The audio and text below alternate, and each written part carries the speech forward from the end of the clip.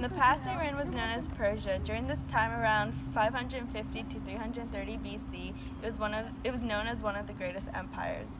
This country stands out because of its distinct identity to the Islamic religion. The political system is based on the Constitution, which was written in 1979. The Constitution ensures that people are treated equally and given equal opportunities. The Supreme Leader of Iran is responsible for the supervision of general policies of the Islamic Republic of Iran. He's also the Commander-in-Chief of the Armed Forces and controls military intelligence and security operations. After the Supreme Leader, the Constitution defines that the President of Iran is the highest state authority. The Assembly of Experts is responsible for supervising the Supreme Leader in the performance of legal duties. The legislature of Iran is a unicameral body. The Council of Guardians comprised of 12 jurists, including 6 appointed by the Supreme Leader. The others are elected by Parliament from among the jurists nominated by the head of judiciary. The Council interprets the Constitution, may veto Parliament. Throughout the years, Iran's oil production capacity has decreased, while domestic consumption has increased. What has caused this decrease in oil production? It is simply that Iran's oil fields have not received the attention they require. This is due to several factors: the Iran-Iraq War, a shortage of foreign exchange or foreign direct investment, U.S. sanctions, and government policies from Iran's post-revolutionary constitution. The rapid increase in domestic oil consumption, meanwhile, is due to massive domestic energy price subsidies and high population growth.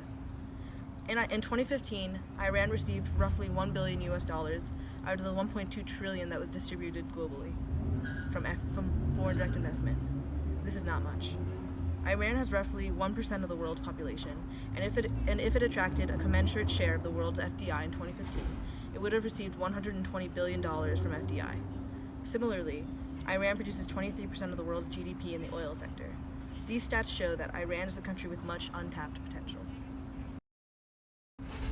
Zoroastrianism was a national faith up until the Arab conquest. Today, it is a majority of practicing Muslims. The Shias make the majority and the Sunnis are the minority.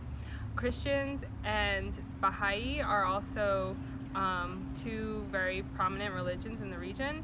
And Judaism is also officially recognized. However, because of the Israeli-Palestinian conflict, they are shown some hostility.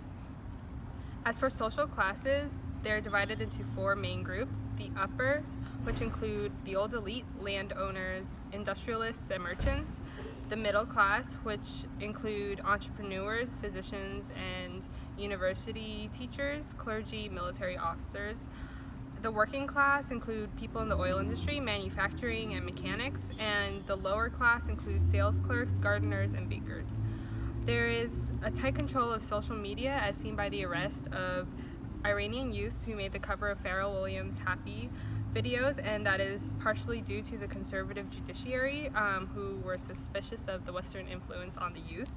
And a popular holiday is known as Nowruz, which is also known as the Persian New Year, which was recently celebrated on the spring equinox. Go for it. To do business in Iran, companies need to take a look at the national economic issues in the country, information specific to the sectors that they want to invest or operate in, and relevant sanctions and possible political risks. They also need to look at political and legal considerations that are specific to Iran. They need to ensure that banks want to be identified and willing to facilitate payments with the businesses that are willing to conduct business with Iran, and they also have to have adequate financial channels that are in place. This will help them to best take advantage of opportunities, avoid foreseeable market risk, make sure they don't violate sanctions or other legal prohibitions on business, and avoid unnecessary legal costs or delays.